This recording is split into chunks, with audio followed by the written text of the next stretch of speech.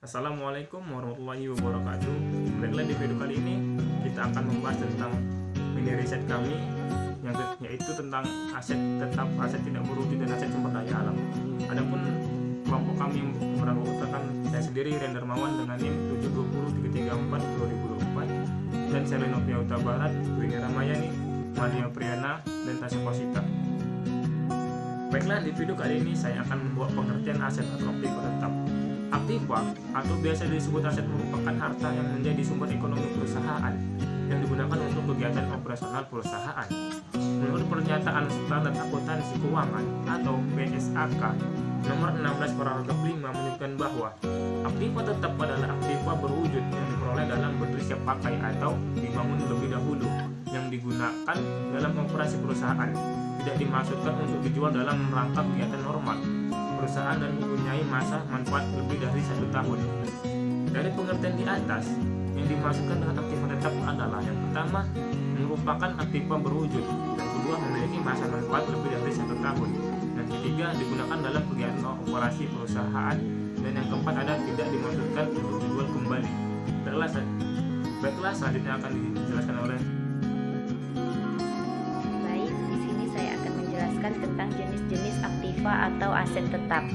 Aktiva atau aset tetap berwujud adalah aset yang memiliki bentuk fisik dan bersifat relatif permanen. Aktiva atau aset tetap berwujud juga dapat mengalami penyusutan nilai. Ada 3 jenis dari aktiva atau aset tetap berwujud. Contoh diantaranya itu adalah yang pertama, ada aktiva yang memiliki sumber penyusutan atau juga depresiasi, misalkan seperti bangunan atau gedung, peralatan, inventaris, kendaraan, mesin-mesin produksi, dan yang lainnya. Yang kedua itu ada aktiva yang mempunyai sebuah sumber dari depresi maupun penyusutan, misalkan itu seperti tambang mineral deposit, atau sumber daya alam lainnya. Sumber daya alam ataupun tambang bisa habis dengan kegiatan-kegiatan eksploitasi kepada sumber-sumber tersebut. Oleh karena itu, sumber alam harus bisa dialokasikan pada periode-periode yang mana sumber daya alam ataupun tambang bisa membuahkan hasilnya. Yang ketiga itu ada aktiva yang tidak mengalami sebuah penyusutan ataupun tidak mengalami depresi, misalkan seperti tempat ataupun tanah yang di atasnya didirikan sebuah bangunan, perusahaan, dan yang lain sebagainya. Yang kedua itu ada aktiva atau aset tetap tidak berwujud, yaitu adalah aktiva yang tidak mempunyai wujud fisik, meski begitu mempunyai manfaat yang besar bagi perusahaan yang dinyatakan ke dalam bentuk jaminan tertentu, misalnya seperti hak cipta, hak monopoli, hak paten, merek dagang, dan lain sebagainya. Aktiva atau aset tetap tak berwujud biasanya berbentuk hak-hak usaha yang memiliki perusahaan, antara lain beberapa contoh dari jenis ini adalah yang pertama itu ada hak paten, yang kedua hak cipta, yang ketiga merek dagang, yang keempat itu ada franchise atau lisensi, yang kelima biaya organisasi, dan yang keenam itu ada goodwill. Di sini saya melanjutkannya, yaitu perolehan aktiva tetap dan cara pencatatannya. Yang pertama itu pembelian tunai.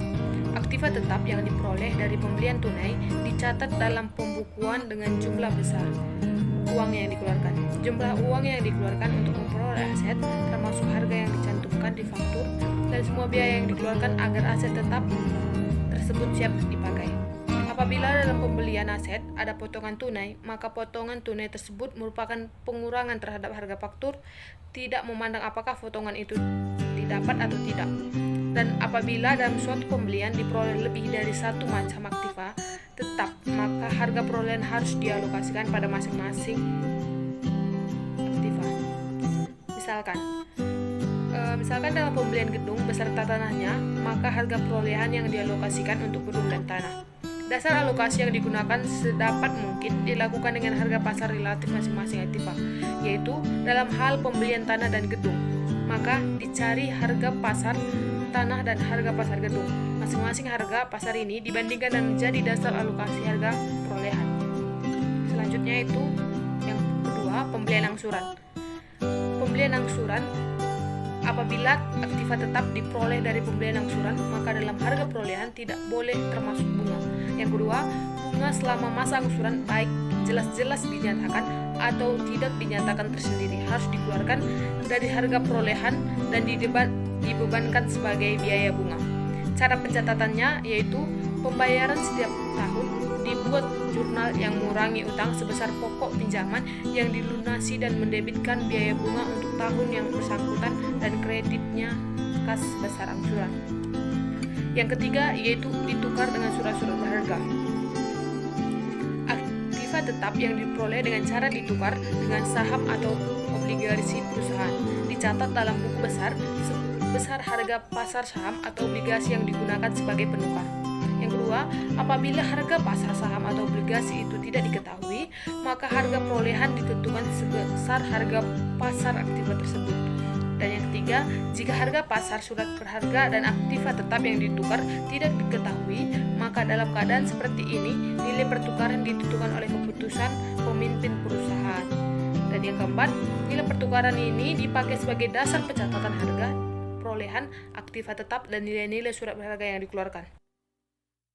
Misalkan, pertukaran aktiva tetap dengan saham atau obligasi perusahaan akan dicatat dalam rekening modal saham atau utang obligasi sebesar nilai nominalnya. Selisih nilai pertukaran dengan nilai nominal dicatat dalam rekening agio atau di salgio. Contoh penyelesaian yaitu aktiva tetap, misalnya mesin. Mesin itu dikredit dan modal agio saham itu didebit.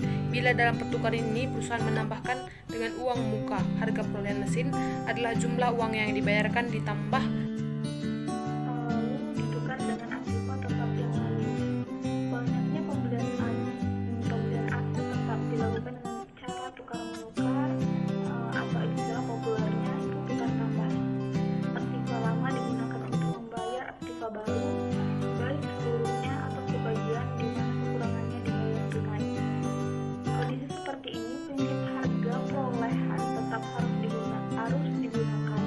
yaitu aktiva baru dikapitalisasikan dengan sebesar harga aktiva lama ditambah uang yang dibayarkan atau dikapitalisasikan sebesar harga pasar aktiva baru yang diterima.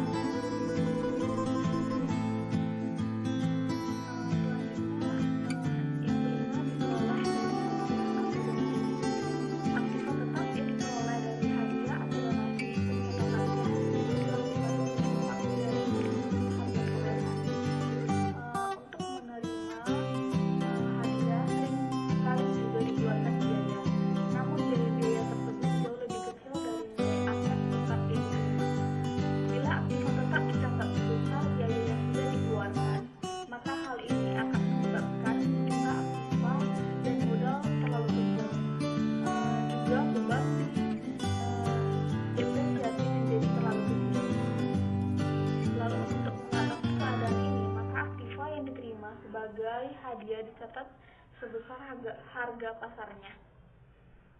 Yang keenam, ada aktiva yang dibuat sendiri. Melalui pertimbangan tertentu, perusahaan seringkali membuat sendiri aktiva atau aset tetap yang diperlukan, seperti contoh gedung, alat-alat, dan perabot. Pembuatan aktiva ini biasanya dengan tujuan untuk mengisi kapasitas atau karyawan. Lalu semua biaya yang dibebankan untuk pembuatan aktiva sendiri seperti bahan, upah langsung, dan factory overhead langsung tidak menimbulkan masalah dalam menentukan harga pokok aktiva tetap yang dibuat.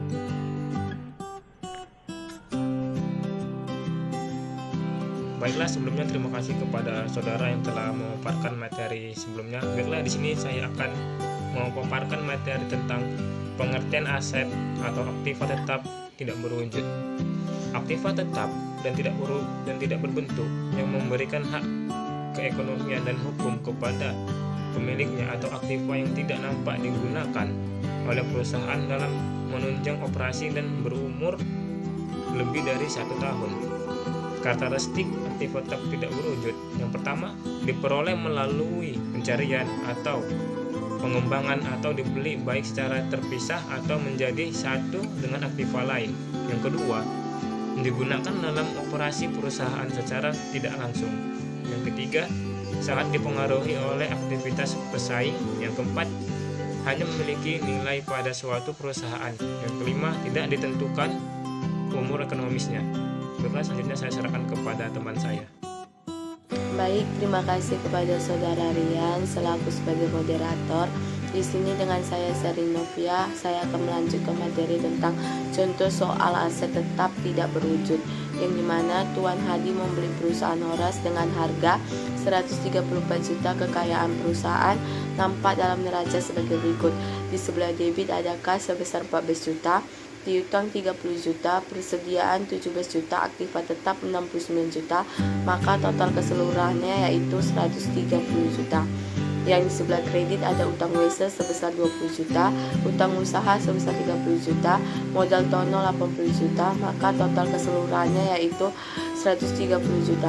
Rincian harga pasar berbeda dengan neraca, yaitu mengenai persediaan senilai 28 juta dan aktiva tetap senilai 80 juta. Baik, selanjutnya saya akan menjawab contoh soal tersebut, yang dimana yang pertama itu kita harus menghitung aktiva bersih. Kita memakai rumus jumlah aktiva dikurang jumlah kewajiban.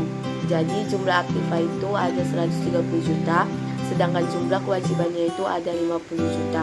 Maka 130 juta dikurang 50 juta, maka dapatlah aktiva bersih seharga 80 juta. Baik, langkah kedua itu kita harus menghitung aktiva bersih berdasarkan harga pasar, yang dimana ada aktiva yaitu kas 14 juta, piutang 30 juta, persediaan 28 juta, aktiva tetap ada 80 juta, maka jumlah aktiva yaitu 150 juta. Dan ada juga terdapat kewajiban, yaitu yang pertama utang wesel seharga 20 juta dan utang usaha seharga 30 juta, maka jumlah kewajiban yaitu 50 juta.